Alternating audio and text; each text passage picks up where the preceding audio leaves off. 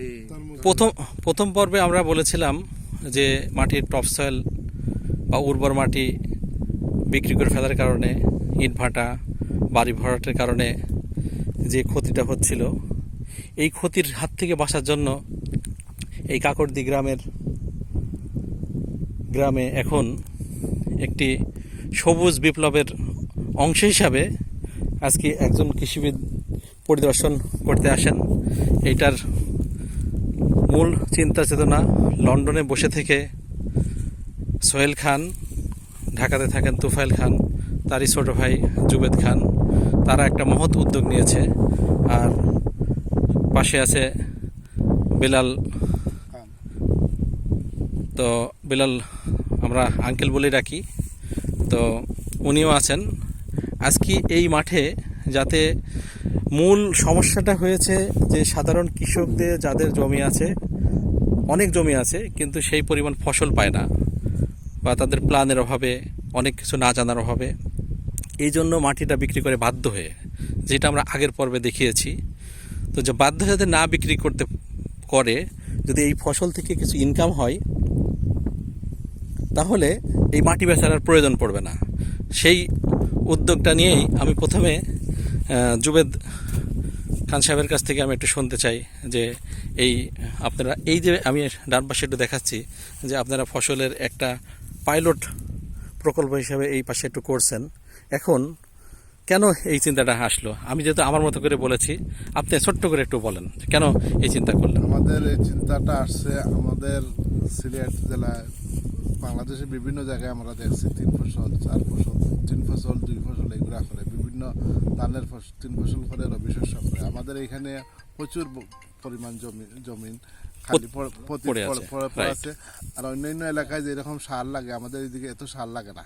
আচ্ছা, আমাদের ম্যাক্সিমাম জায়গায় এমন ক্ষেত করে সার দেই না। ধরেন কিয়ার প্রতি আপনার 3-4 কেজি সার দেয়। আচ্ছা, তারপরে আমাদের মাটিগুলা উর্বর। এখন এই উদ্যোগটা মানে কৃষি থেকে উদ্যোগ, মানুষের উদ্বুদ্ধ করার জন্য, যাতে আপনারা করলে আমাদের দেখা দেখি। আপনারা তো, আমি একটু যোগ করি, আপনারা তো যেহেতু এক ভাই লন্ডনে বিজনেস করেন, একজন ঢাকাতে বিজনেস করেন, আপনিও সিলেট শহরে বিজনেস করেন, তারপরে এই যে শিক্ষিত মানুষে মাঠে নেমে আসলেন, এটা সাধুবাদ জানাই।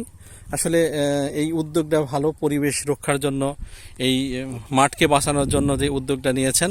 আমি একটু কৃষিবিদদের কাছে জানতে চাই যে কি করা সম্ভব হবে এইখানে। আমরা তো এতক্ষণ যেটুকু ভিজিট করলাম, যে মাঠের যে দুর্দশাটা দেখলাম, সেইখানে আমি একটু জানতে চাই যে আপনি যে মাঠটা দেখলেন, যে জমি দেখলেন, এতে শীতকালীন কি ফসল হলো করা সম্ভব হবে?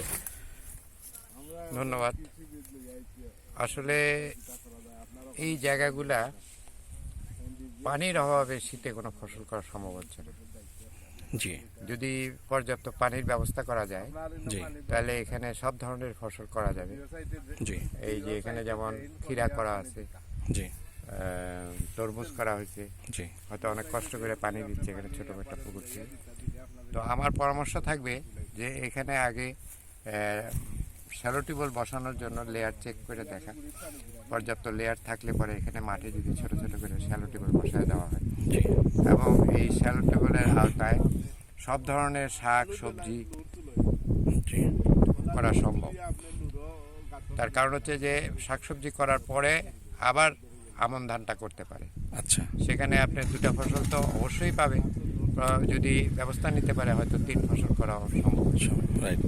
এখন প্রথম পর্বে আমরা দেখছিলাম যে এই মাঠ থেকে টপ সয়েল বিক্রি হয়ে যাচ্ছে। এই প্রথম পর্বে আপনি একটা আশঙ্কার কথা বলেছিলেন। তো এই আশঙ্কা থেকে আপনি এখন, যদি আমরা এই আবাদে যেতে পারি, বা আপনারা এই আবাদের উদ্বুদ্ধ করতে পারেন, বা ভালো ফসল হয়, তাহলে এইটা কমবে কিনা, আপনি এই ব্যাপারটা ছোট্ট করে একটু যদি বলেন, যে যদি আমরা ভালো প্রোডাকশন পাই, যদি টাকা পাই, তাহলে টাকার জন্যই তো আমরা জমি বিক্রি করছি, এই জমির মাটি বিক্রি করছি।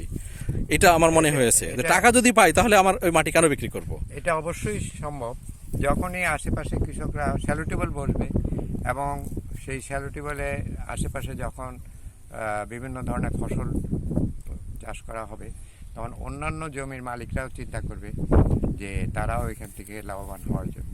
রাইট। এখন আর জি, সেই ক্ষেত্রে আমি বলবো যে যদি বিশেষ প্রয়োজনে মাটি নিতে হয়, তাহলে আপনারা যেহেতু এটা একটা নিচু এলাকা, আপনারা কিছু যেখানে পানি শীতের সময় জমে গেছে সেখানে যদি পুকুরগুলোকে আবার যদি কাটেন, তাহলে মাটি নেন, পুকুরগুলো বড় করেন, ওখানে ফিশারি করতে পারবেন। গুড। এবং সেখান থেকে আপনি মাটিটা নিয়ে আপনি ভিটা বাঁধবেন বা অন্যান্য কাজে ব্যবহার করেন। রাইট। আর যে জমিটা আপনার রয়ে গেছে এটাকে আপনারা ফসলি জমি হিসেবে ব্যবহার করেন, তাহলে আপনাদের এই সমস্ত এলাকার লোকজন স্বয়ংসম্পূর্ণ হওয়া সম্ভব। অনেক অনেক অনেক ধন্যবাদ আপনার এই পরামর্শের জন্য।